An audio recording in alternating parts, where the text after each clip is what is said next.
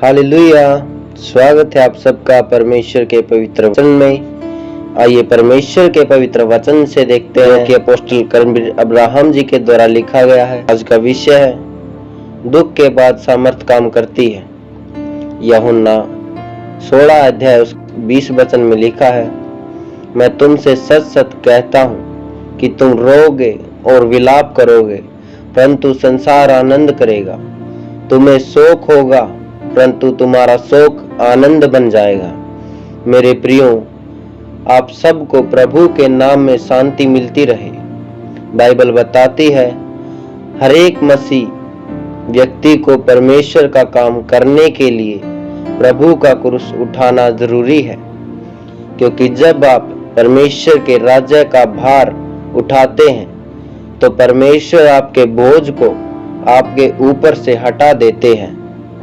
क्योंकि बाइबल बताती है, पौलुस अपनी कलीसिया से कहता है कि हम सदा ढांढस बांधे रहते हैं और यह जानते हैं कि जब तक हम देह में रहते हैं तब तक प्रभु से अलग है।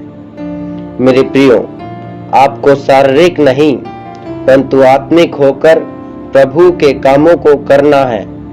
अगर कोई व्यक्ति शारीरिक है और वो सोचता है कि मैं प्रभु की सेवा करूं, तो वो ऐसा नहीं कर सकता, क्योंकि उसका शरीर उसको अभिलाषाओं में ले जाता है और उसे अपने लिए जीने को मजबूर करता है। लेकिन आत्मिक व्यक्ति शरीर को दुख देकर प्रभु के काम कर सकता है और उसमें उसके शरीर को शोक होगा, लेकिन आत्मा आनंदित होगी। बाइबल हमें बताती है, यूहन्ना 16 अध्याय उसका 21 वचन में लिखा है कि जब स्त्री जनने लगती है तो उसको शोक होता है, क्योंकि उसकी दुख की घड़ी आ पहुंची।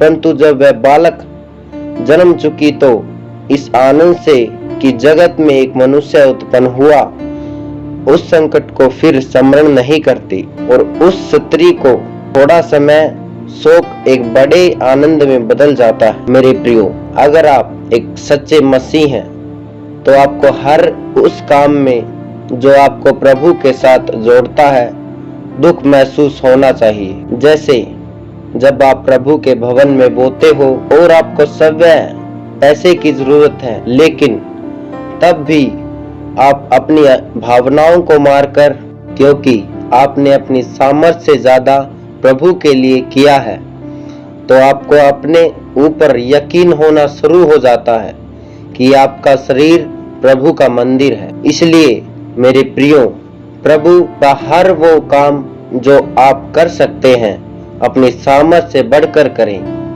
क्योंकि जब आप अपनी सामर्थ्य से ज्यादा प्रभु का काम करोगे तो हमेशा याद रखें, जिस व्यक्ति ने अपनी सामर्थ्य से ज्यादा प्रभु का काम किया, प्रभु ने उस व्यक्ति को अपनी सामर्थ्य दे दी ताकि वो व्यक्ति परमेश्वर की सामर्थ्य के काम करे। क्योंकि लिखा है, और उसने मुझसे कहा, मेरा अनुग्रह तेरे लिए बहुत है, क्योंकि मेरी सामर्थ्य निर्बलता में सिद्ध होती है। इसलिए मैं बड़े आनंद से अपनी निर्बलताओं पर घमंड करूंगा कि मसीह की सामर्थ्य मुझ पर छाया करती रहे। इस कारण मैं मसीह के लिए निर्बलताओं और निंदाओं में और दरिद्रता में और उपद्रव में और संकटों में प्रसन्न हूँ, क्योंकि जब मैं निर्बल होता हूँ तभी बलवंत होता हूँ। आमीन। वचन के पढ़े व सुने जाने पर परमेश्वर आपको सामर्थ्य देंगे, जिसके द्वारा आप अपनी सामर्थ्य से बढ़कर प्रभु के कामों को करोगे। आप अपने जीवन में उन आत्मिक कामों को होता देखोगे जो आपने पहले कभी नहीं देखे। यीशु मसीह सामर्थी नाम में, आमीन।